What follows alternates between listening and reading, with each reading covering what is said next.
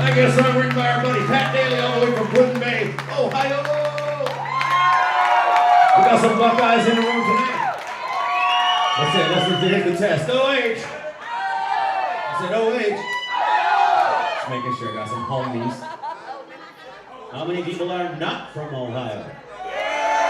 Well, you know, Pete, we all can't be that lucky. How many people aren't even sure where Ohio is? Here's the deal. It looks like Indiana, but it's shorter. Like next to it, but it's like shorter. It looks kind of like you got a point. It looks kind of like a cornflake. Have you ever noticed this? New Hampshire and Vermont. Turn them upside down, same thing. Amazing. Actually, they're pretty much the same state from what I can tell. You cross the border, you can't really tell. It's the accent. Now that the old man in the mountain has fallen into the ravine, and he's no longer. The old man in the mountain he's gone now, and this is a flat spot. Now we're going to do another song that we wrote. This is a song that we wrote when we heard Gordon Lightfoot's The Wreck of the Edmund Fitzgerald. Great song, right? Well, unfortunately, it's like an hour long, and we're too stoned to remember words of that magnitude. No way we do it. So we had to make up our own words. Here's our version of The Wreck of the Edmund Fitzgerald. It's called The Rectum of Ella Fitzgerald. Right. Let's see what we find inside.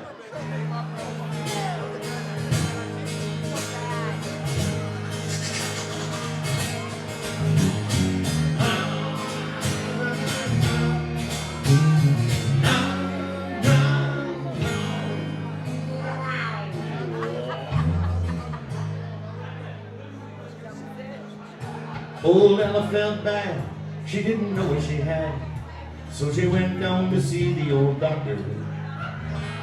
She tried to drop a load, but the tests they all showed an obstruction had gone up and blocked her.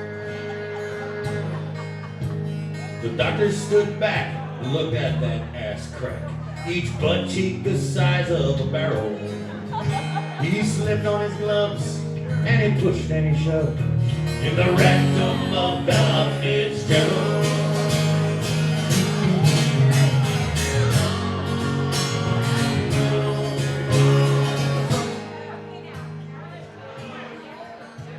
The search began strong with some barbecue tongs. He pulled out 2 plums and a melon. He then cried, "Oh Lord," as he plucked out a gourd, and it looked just like Ian McKellen.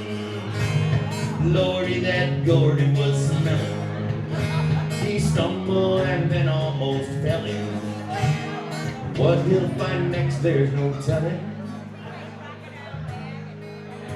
That gaping crevasse, that was old Ella's ass, was a dark and foreboding prospectus.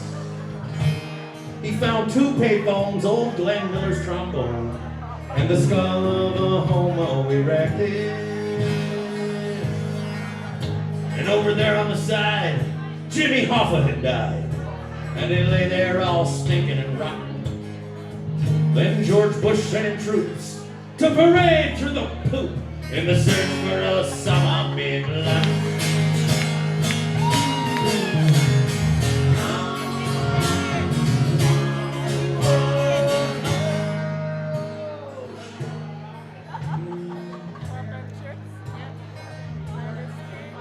After one more good poke, the tongs, they were broke.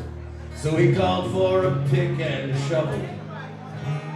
He tried to be brave as he looked in that cave. And he said, "Lads, we might be in trouble. We're going inside of a hole brown and wide, with an atmosphere surely not sterile. So strap on your mask, and we'll finish the task in the rectum of Ella Fitzgerald."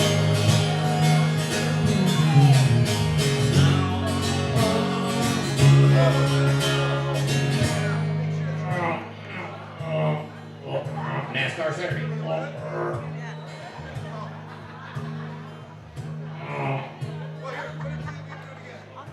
Slow down.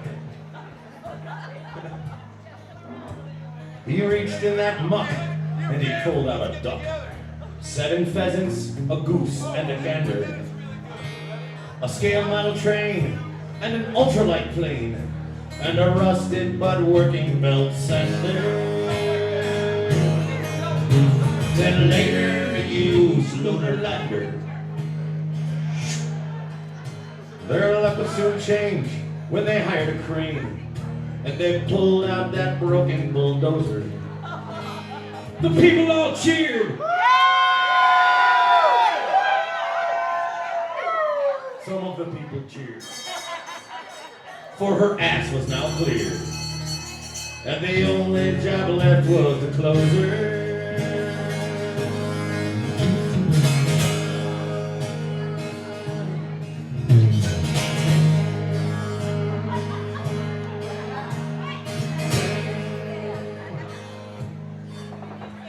The fart that was cut when that asshole slammed shut, with the whole of the city in peril. And I have heard it be said, 16 men were struck dead by the rectum of the Fitzgerald.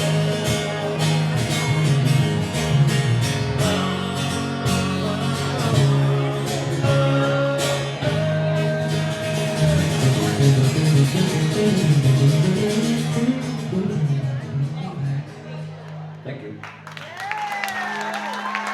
Thank you very much. Thank you for your hesitant applause. Thank you.